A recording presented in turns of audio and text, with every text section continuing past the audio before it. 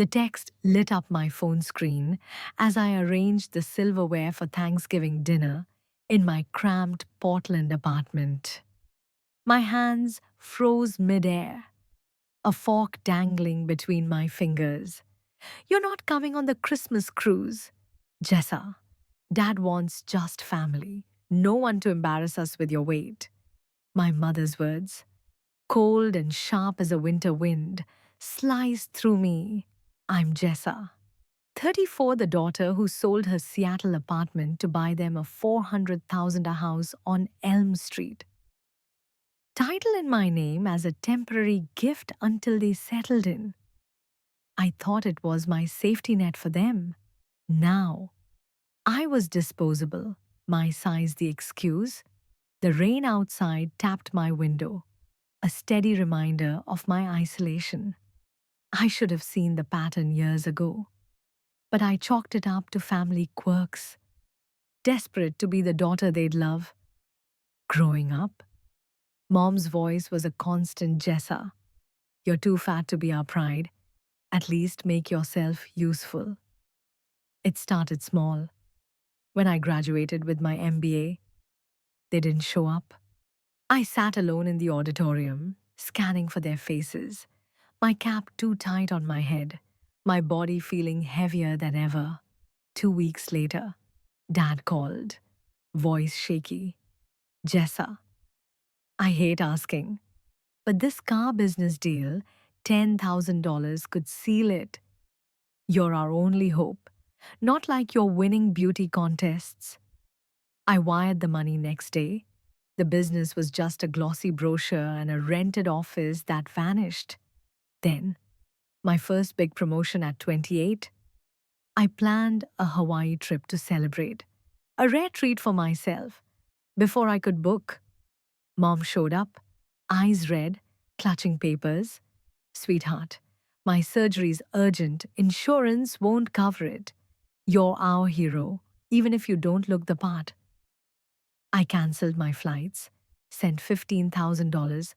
Later, I saw her new granite countertops, gleaming in Instagram posts she bragged about to friends. "Jessa's such a giver," she'd say, while I shrank inside. My size her favorite jab. The heater emergency was next. Dad called at midnight, frantic. "We'll freeze. Jessa, $3,000 for a new system. Don't let your fat self let us down." I transferred it, picturing them shivering. Weeks later, my friend Kelly mentioned their shiny new HVAC, installed before Dad's call, featured in a home magazine. Each time, their words fat, useless, make up for it cut deeper than the money they took. I thought I was proving my worth, buying their love with every dollar. The house was their grand act. Mom cried real tears, hugging me. "You're our savior, Jessa. Even if you're not model material." Dad clapped my back. "We don't deserve you." I sold my apartment, poured every cent into that Elm Street house, keeping the title in my name to ensure their stability. They moved in, smiling, while I rented a one-bedroom, my dreams on hold. I believed I was finally enough. That night, after the cruise text, I sat at my kitchen table, the Oregon rain drumming harder. Kelly texted, "I'm sorry about the cruise. You know how they are." Her words stung because I did know, but never admitted it. I called her, voice trembling. "Do you remember my graduation?" She hesitated. "Yeah. They skipped it because Dad said you'd be too embarrassing to show off. With your weight, they needed you free to fund that car scam." My heart sank. I told myself they were just busy, that my size wasn't their shame, but it was calculated. Kelly's voice softened. "Jessa, they've used your insecurities to milk you for years." I stared at my laptop, the house deed glowing on the screen, my name on every transfer. Then, a notification pinged an overlooked document. 2 months before their desperate call for the house, they'd refinanced it for $80,000. They'd convinced me to sign off. Mom's voice in my ear. You're too fat to be loved. Jessa, at least do this for us. They weren't drowning. They'd built a raft and wanted my money for a yacht. My hands shook, not with anger, but clarity. The girl who wired money at midnight to prove her worth was crumbling. I wasn't just their bank. I was their pawn, my body their weapon. But something colder stirred inside me. That night, the rain pounded harder against my Portland window, like it was urging me to wake up. I couldn't just sit there, trembling over the refinance discovery. No more. I opened my laptop and created a new folder, Project Consequences. It wasn't for wallowing, it was for war. I started cataloging everything. Every lie, every manipulation, every penny they'd bled from me. Bank transfers lined up with their sudden vacations, the $10,000 car business wired right before their Vegas trip. Receipts for slot machines I'd never seen. The $15,000 medical bill that funded Mom's kitchen remodel. Her texts bragging about the countertops while calling me too fat to ever have a home like this. And the $3,000 heater matched with spa days. Dad's message, fix this, Jessa, or prove you're as useless as you look. But I didn't stop at finances. I dug into old emails and texts, pulling up the shaming that had kept me hooked. You're too big to be loved. Jessa, at least your money makes you valuable. Mom's words, recycled in every emergency. I'd saved screenshots from years back, thinking they were just tough love. Now, they were evidence of control. My body, my curves, my size had been their favorite weapon, making me feel small enough to hand over everything. As I built timelines, my hands steadied. This wasn't anger, it was precision. The girl who'd starved herself in college to earn their approval was gone. What remained was a woman with proof. 3 days later, as I scrolled through their cruise photos smiling on deck, no trace of me in their family shots, my phone rang. An unfamiliar number. Jessa, this is Tom Bradley from Bradley and Associates. Your father gave me your contact. My stomach twisted. Why would Dad's lawyer call your parents, asked us to prepare paperwork for the Elm Street property? They said you'd agreed to transfer ownership back to their names officially. It's just a formality. They mentioned it was always meant as a gift. I couldn't breathe. Agreed, I'd never said that. But then it hit me months ago, during the house setup. They'd pressured me, Mom's voice on speaker. Sign this, Jessa. You're too fat to need a big future anyway. Give us this, and maybe we'll be proud. I'd initialed some addendums, thinking it was routine, my self-doubt clouding everything. Now, they were forging the rest, repackaging my $400,000 sacrifice as their entitlement. I never agreed. I said, voice steady despite the rage. Tom cleared his throat. Well, they seemed sure. Said you'd understand family and all. I hung up, heart racing. They weren't just excluding me, they were stealing my future, using my insecurities to pave the way. That evening, Kelly showed up at my door, rain-soaked, clutching a manila folder. You need to see this, she whispered, dropping it on the table. Inside, tax documents showing hidden deductions, refinancing statements, for that $80,000 they'd pocketed quietly. A boat registration, a $25,000 Patriot, docked 40 miles away in Dad's name. They bought it right after your promotion money, Kelly said. But the worst was a life insurance application from last month. Not for them, for me. $200,000 policy, with my parents as sole beneficiaries. I frowned. Why me? Kelly's face paled. Jessa. Mom filed it, citing concern for your health risks due to obesity. She's healthy at 62, but they're painting you as the fragile one. Don't you see? If you fight back, if something happens to you, they get the payout, and you look like the motive was never there. Ice water down my spine. They twisted my body, shaming into a setup. You're too fat. Jessa heart disease, diabetes. Let us protect you. It was premeditated. Not just theft, but a trap where I ended up the villain. My size, their alibi. Outside, kids laughed in the park. Normal families echoing through the rain. Mine predators in parents' clothing. For 34 years. They'd used my weight to break me down, making every help us feel like redemption. But that night, staring in the mirror, my reflection not swollen from tears, but sharp, alert something shifted. I wasn't the fat, unworthy daughter anymore. I was done with self-doubt.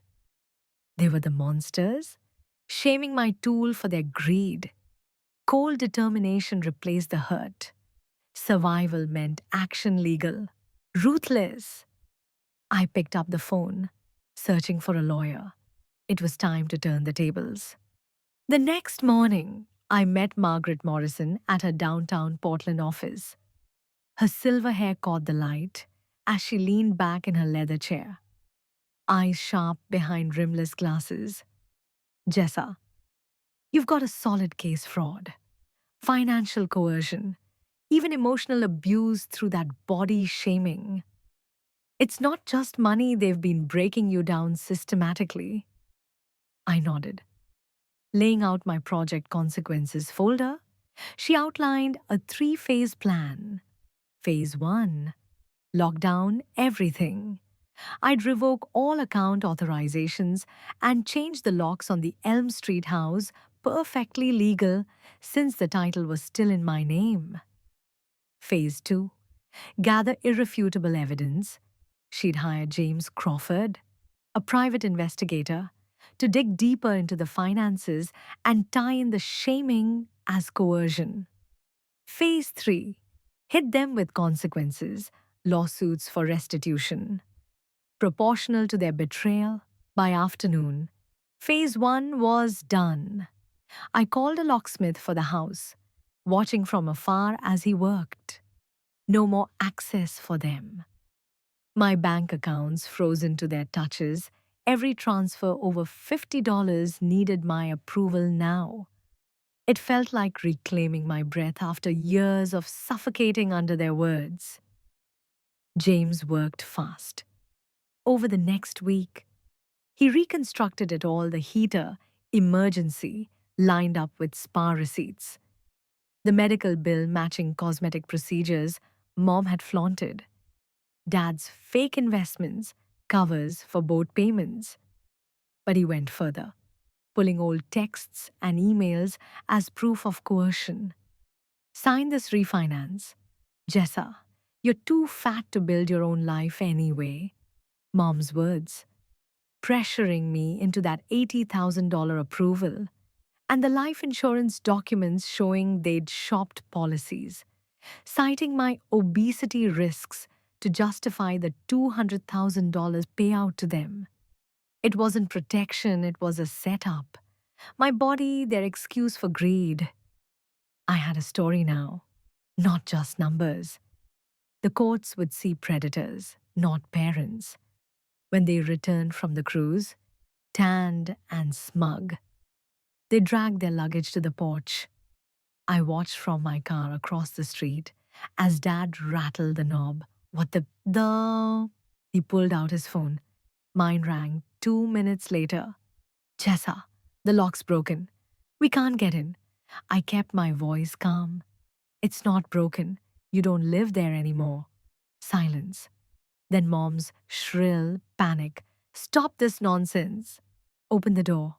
I can't open a door to a house that isn't yours. I replied. Meet me at Denny's in an hour. They showed up looking wrecked, sunburned skin peeling, clothes rumpled, eyes bloodshot from the flight and now stress. I slid the folder across the booth table. Read it. Dad's hands trembled as he flipped through bank statements, refinancing docs, the boat registration, life insurance app, and printed shaming texts. You're worthless without your wallet. Fat girl, Mom whispered. You spied on your own parents. I leaned forward, voice steady. You tried to frame your own daughter. Spying was the least I could do. Dad's jaw tightened. What do you want? Jessa. The question I'd waited for.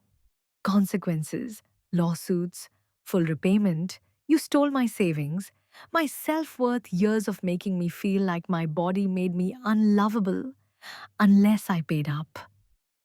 Mom's face twisted. We were just guiding you.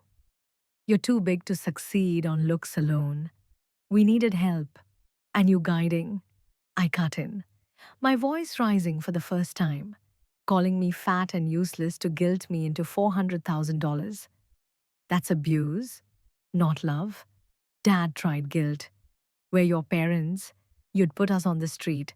Mom piled on, shaming one last time. After all we've done, you're ungrateful, just like your size suggests, too heavy to carry family loyalty. It hit like a punch. But I didn't flinch.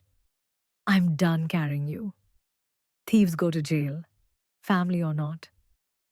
I stood, leaving the folder behind me. Dad's voice cracked. Where do we sleep tonight? I paused at the door. Figure it out. You planned my downfall plan, your own survival. 6 months later, Margaret called, her voice smiling. They settled. Full repayment plus damages from selling the boat and BMW. I set down my coffee, staring at Portland's skyline. The weight on my chest lifted, lighter than it had been in years. Kelly brought news they'd moved to a dingy one-bedroom on the east side. Dad stocked shelves at Walmart. Mom's manipulations didn't pay bills. Their empire of lies crumbled to peeling paint. 3 days on, Mom called, voice softer, older. Jessa, we're sorry. Maybe someday we can try again. I closed my eyes, learned to live without my money first and without shaming me into it. I hung up. No guilt. For once, I felt free, ready to build something new. That month, with the settlement money in my account, and the Elm Street house sold for a fresh start, I launched my consulting business, Reclaim Your Worth. It focused on helping others spot and escape family fraud, with a special emphasis on emotional abuse like body shaming, the kind that had kept me chained for years. Kelly became my first employee, her empathy turning our shared pain into a mission. We hosted workshops, analyzed red flags, and empowered clients to set boundaries. Business boomed. I was no longer the daughter begging for scraps of approval. I was the woman building an empire from my scars. Looking back, I'm grateful, not bitter. My parents taught me the brutal difference between being loved and being used. Their shaming, those endless jabs at my body, once made me feel small, unworthy unless I paid up. But facing it head on, it forced me to accept my self-curves. Strength. all of it. No more diets for their validation. I embraced my body as powerful, resilient. True freedom came from those boundaries I set, turning survival into sovereignty. If you've endured family betrayal or body shaming that twisted your worth, know this: you're not alone, and it's not your fault. Share your story in the comments. Let's turn whispers into roars. These aren't just tales, they're blueprints for strength. Rise up, reclaim your life. You've always been enough.